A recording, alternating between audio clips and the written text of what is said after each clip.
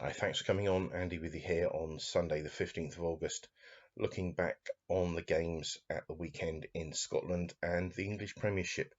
And just to say, I'll be back next on Thursday. Now, apologies for not being able to put the video up on Friday evening for the English Championship League 1, League 2, and non-league North, non-league South. I just didn't have the time. It was that simple. Just such a busy day on Friday. But what I'm going to do is I'm going to do it all as one. I think we'll just do one video. It'll be a long video, but you can just sort of forward through to which bits you want. So we'll start off. We'll do the Scottish, and we'll go through from Scott. We'll do the Scottish first, then we'll do the non-league, and then we'll do the English because that's the order which of my preference. I know many people ask me about the Premier League ratings, and I did do them, but it's one of the least things that interest me in terms of profitability. But in saying that, there was three potential bets in the English Premier League, which we'll come to at the end when we look at the ratings. But let's start off with the important stuff. Scotland, Airdrie 1, Falkirk 2. Expected Falkirk to win, but Airdrie, the performance was better than it has been. That's the sort of feedback I got from it. So it's a tough league, isn't it? League One, it really is. But as I say, the feedback was better, and hopefully from outright point of view, I mean, I did have a few quid each way at I think 12s or 14s that they can start picking up results, because at the moment they're way off in terms of point wise. But as I say, performances are better.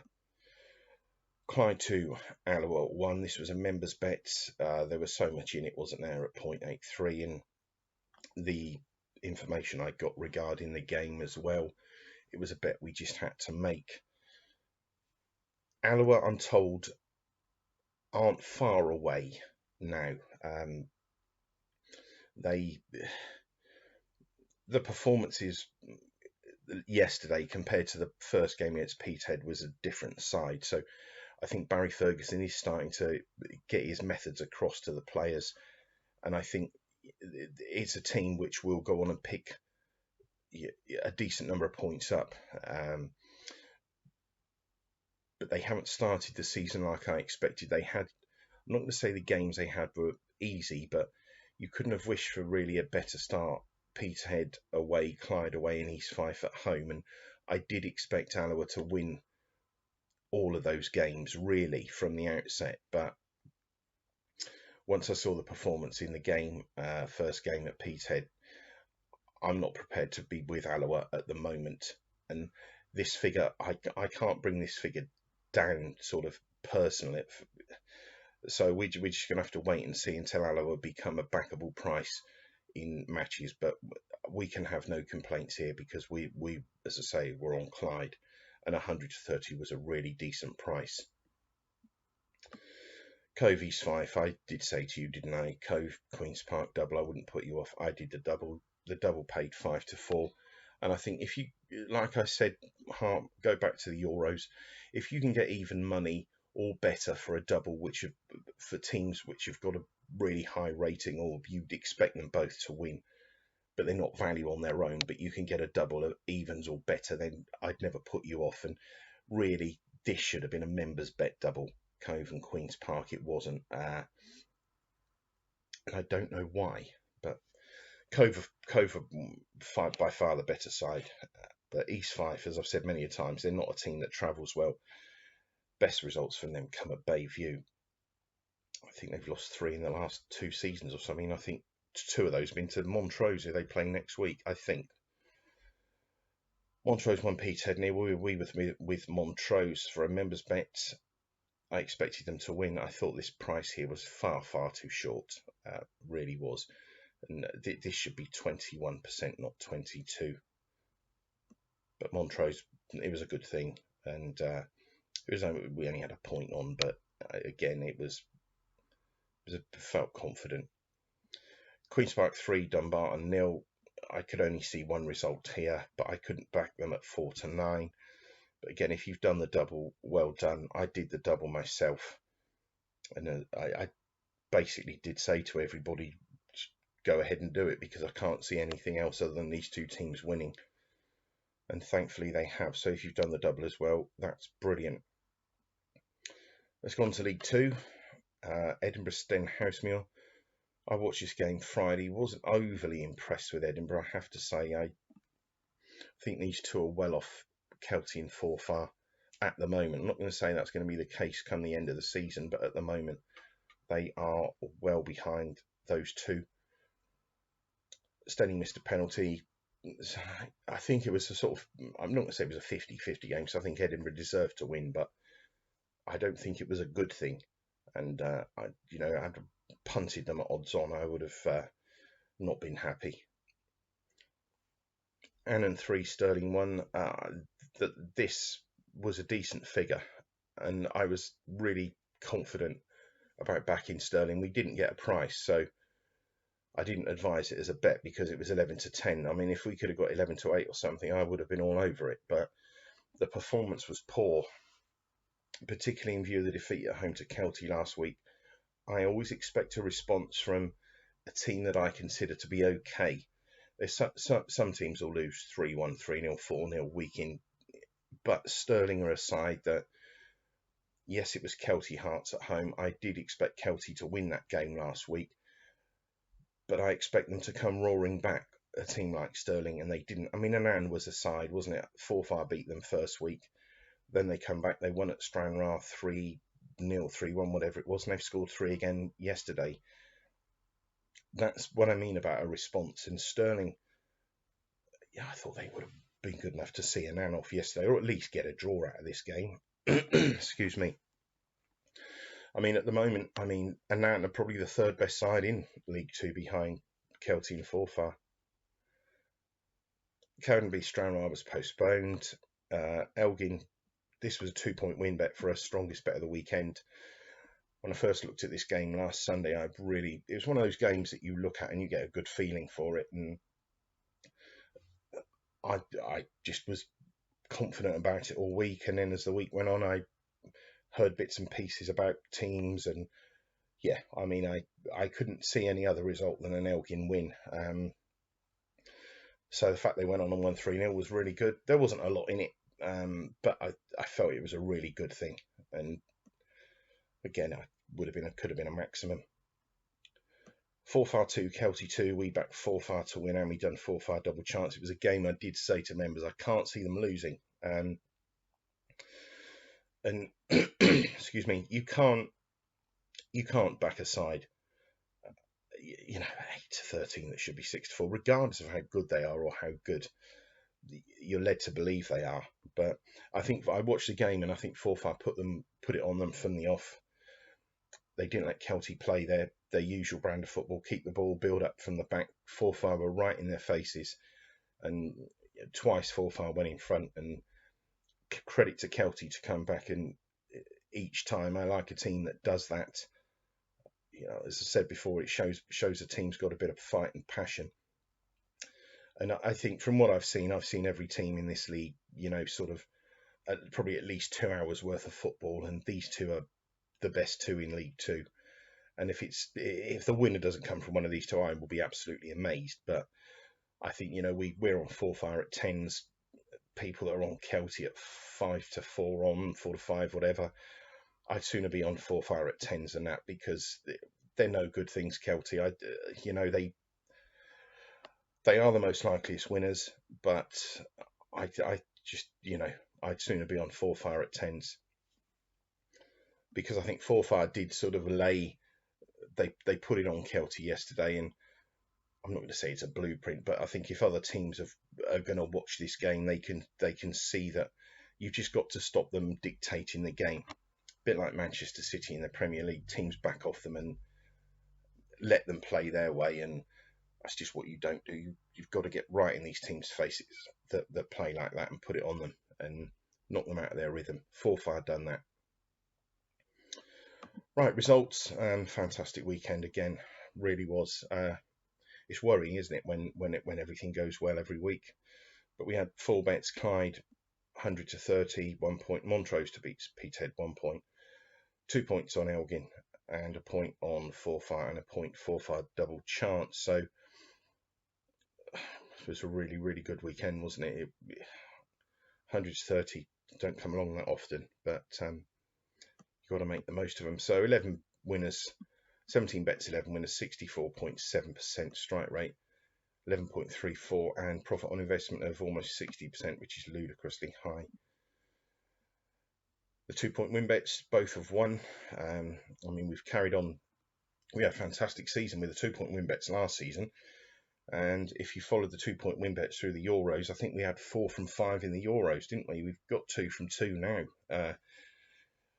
That's worrying as well, because everything we seem to be touching at the moment seems to be going our way. 2 from 3 in the Premiership, only 1 bet in the Championship. But League 1 and League 2, 3 from 6, 6 from 7. So that's 9 from 13 in those 2 leagues. And like I always say to you, don't I, guys, that those 2 are without doubt League 2 is my most favourite area to play in. But I mean, just imagine this time last season, you know, when we didn't have League 1 and League 2. Had it been this season, we might have only had 4 bets. Which, you know, we'd be 0.12 up had we only been playing the Premiership and Championship like we were last season. So that's, you know, it's good for us, but it's also a bit of a concern, because, you know, it just shows that I'm not finding the bets in those other divisions. But again, we've had 3 in the Premier League, haven't we? 2 of them have won, and you know, there might be a bet in the Premier League next week. I mean, already I can see there's sort of 4 or 5 potential bets next week, and they've got that sort of, you know, that nice friendly feeling again, like the sort of Elgin bet, and you know. But I mean, this is ludicrously high after 3 weeks. I just have to say that. I mean, we got 2 more Saturdays to go in August, and you know, we could lose 3 points 1 week, 3 points the next. We'd be 5.5 points. I'd take that. So please don't think every week's going to be like this, because it isn't. Right, let's have a look at those Premier League figures. I think out of the 8 games that were played yesterday, 6 of the top-rated won, which I was pleased with. Brentford to Arsenal 0. Arsenal 50%. They're a terrible side. I think he's in big trouble, the manager. I think that he was under big pressure before the season started. They've lost to Brentford. Their next 2 games are against Chelsea and Man City. I think he's 3-1 to be the next manager out the door. I think it's probably got a bit of value in it. It's not a bet I'd ever have, but a friend of mine works for the Daily Express, and he said to me that he's been under pressure for a while, and I think that you know, if they lose the next 2, I think he could be shown the door. They're not a very good side, Arsenal, not at all. Man United 5, Leeds 1. I'm obviously pleased at the top, the highest rated team won, but you can't take 4-7 about even money shots. I've said many a time, you won't last long in this game. If you do, you'll need to keep replenishing your bank every month. Just pleased to see a top rated side win. Brighton were top rated against Burnley, only just they won, but again, I'm not going to be taking 11-8, about 7-4 shots. Just pleased to see a top rated side win. Chelsea 71%, they were the highest rated side I had anywhere over this weekend. And as I did say to you, that was sort of more in keeping, wasn't it? That was 1.4, that's 1.28. So there wasn't a great deal of difference in that. And it was such a high rating. When you compare it to that, that's 1.57, sorry, 0.57. There's 0.43 difference there. And there was 0.12 here, and this was higher rated. So although they won 5-1, this, you know, but again, I didn't back it. This I could have made a case for, and these next 3 games are the games which I would have played had we been playing in Scotland. So this is something to bear in mind, because, you know, 54% is odds on, and they weren't odds on, they were evens. Now, if I just quickly go back to League 2, 54%, 11-10. 54% evens. Yes, there's a bit of it's shorter, I know, and like I always say, because the difference, the value is never here. But had this been a bet in Scotland, I would have been all over it, and that was one of the ones in the Premier League which I would have backed. So these are the ones I'm going to keep my eye on. Leicester Wolves was another one, 62%, 8-13, they were 8-11. There was a bit in it, and again, I would have probably, had this been Scotland, had this been Queen's Park, let's say the Queen's Park or Cove game, I'd have been all over this with a 3-point win maximum. 62%. If I find a team in Scotland that's sort of 62%, so, and there's value in it, and yeah, I mean, I want to be backing that minimum 2 points, maybe even a 3-point win maximum. And I must try to stop the Premiership just because he's putting me off. So I'm not going to be advising any bets, guys, in these leagues, but these two were the two winners that I would have had a backed this weekend, and I would have backed Villa, so I'd have had a loser. So I would have won a point, lost a point, and I would have made the money on the Leicester bet. So I'd have made almost 3/4 of a point from 3 bets.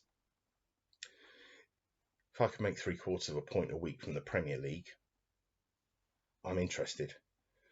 But I've just got to get over this mental block that I've got towards Premier League football. Norwich Liverpool, Norwich 0, Liverpool 3. I could only see one result here, 61%. But again, you can't take 2-7 for 8-13 shots. Just ridiculous. Newcastle West Ham 34, 26, 40. It's a very tight game. West Ham rated to win it, but you're talking there's a 60% chance. Newcastle all double chance. Tottenham Man City 32, 23, 45. Again, City rated to win it, but there's a 55% chance Tottenham or draw. Plenty in that, isn't there? I mean, if we look at Clyde, 29%, and there was 0.83 in it. If we look at Tottenham, 32%, there's 2 3/4 in it. If this was a Scottish game, I'd be all over it, just purely because of the amount of value that there is in there. 2.75 is good, and it's not like a sort of 16% figure, is it? They've got a sort of 1 in 3, 33% chance of winning this game almost. It's tempting, but I'm not, and I wouldn't, but I could see myself doing it. But that's it, guys. As I say, it's been a fantastic weekend again for us on the Scottish football.